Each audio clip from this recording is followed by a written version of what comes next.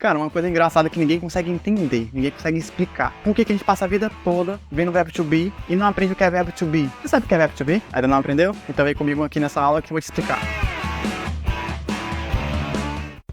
A primeira coisa que temos que saber sobre o verbo to be é o que significa to be. O que é a partícula to e o que é a partícula be. A partícula be, sozinha, tem dois significados em português. Significa seja ou significa esteja. Por exemplo, be you, seja você. Ou então, be there, esteja lá. Quando esse to está junto com o verbo, ele deixa esse verbo no infinitivo. Infinitivo? Mas professor, que já acha infinitivo, mas faz tempo que eu não vejo isso daí, ó, faz séculos. Infinitivo são aquelas palavras terminadas em AR, ER ou IR. Por exemplo, a palavra anda fica andar. Corre, fica correr, ouve, fica ouvir. Sempre terminando com AR, R ou IR. Isso a gente chama de infinitivo. Na língua inglesa também tem infinitivo, porém, ele não é no final da palavra, ele é no começo. Então, to walk, andar. To run, correr. To hear, ouvir. Professor, esse hear aí, cara, tá me lembrando de alguma música. Não significa aqui? Exatamente. Hear significa aqui, mas também significa ouvir. Mas como assim, professor? Calma, deixa eu explicar. Depende da forma como você for escrever esse hear. Se você escrever o hear assim, significa ouvir. Mas se você escrever hear assim, significa aqui. Ou seja, palavras com mesmos sons, porém escritas e significados diferentes. A gente chama isso em português de homófonos. Ah, professor, então também tem português? Sim, tem muitas palavras que têm significados diferentes, mas tem a mesma pronúncia. Por exemplo, a palavra cinto, que é o objeto que você coloca na cintura, e o cinto de sentir. Sentir raiva, sentir tristeza. Outro exemplo, cauda com L, que é isso aqui, e cauda com U, que é isso aqui, entendeu? Tem muitas outras ainda. Concerto com S, concerto com C, e por aí vai. Outra coisa que temos que saber para entendermos o que é o verbo to be é o que é conjugação. Conjugação é quando você pega o verbo e transforma ele em vários modos diferentes. Por exemplo, eu ando, ele anda, nós andamos.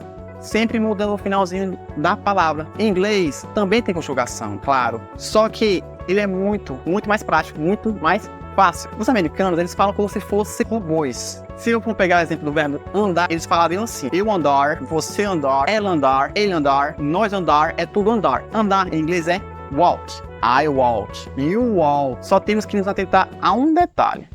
Tem 3 pronomes que são muito frescos, que é o he, o she e o it.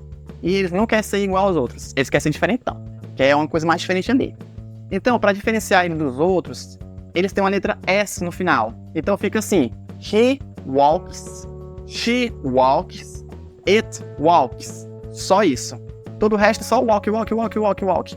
Mas, professor, isso é para todos os verbos? Praticamente. Se for drink, por exemplo, beber, então vai ficar assim: I drink, you drink, he drinks, she drinks, it drinks, we drink, you drink, they drink. Se for o verbo dançar, I dance, you dance, he dances, she dances, it dances, we dance, you dance, they dance.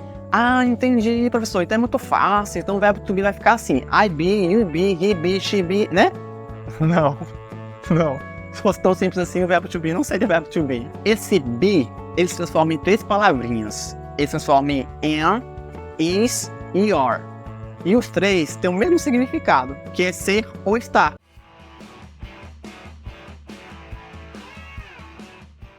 O que você precisa saber é o seguinte: com qual pronome eu coloco o am, qual pronome eu coloco o is e qual pronome eu coloco o are. Somente isso. O am vai ficar somente com I am. Acabou? O is você vai colocar com os 3 pronomes frescos. Quem são os 3 pronomes frescos? O he, o she e o it. Então vai ficar he is, she is, it is. Acabou. Professor, e o are vai ficar com quem? Vai ficar com quem sobrou. Todo o resto, com todo o resto, sim. E acabou. É isso. Ah, professor, eu entendi. Esse is e are é o que é o verbo to be. Sim, exatamente. É isso mesmo. Qualquer dúvida aí, deixa nos comentários. Espero que vocês tenham se divertido tanto quanto eu. E se você gostou do vídeo, dá um like, compartilha com seus amigos. Até a próxima aula. Valeu e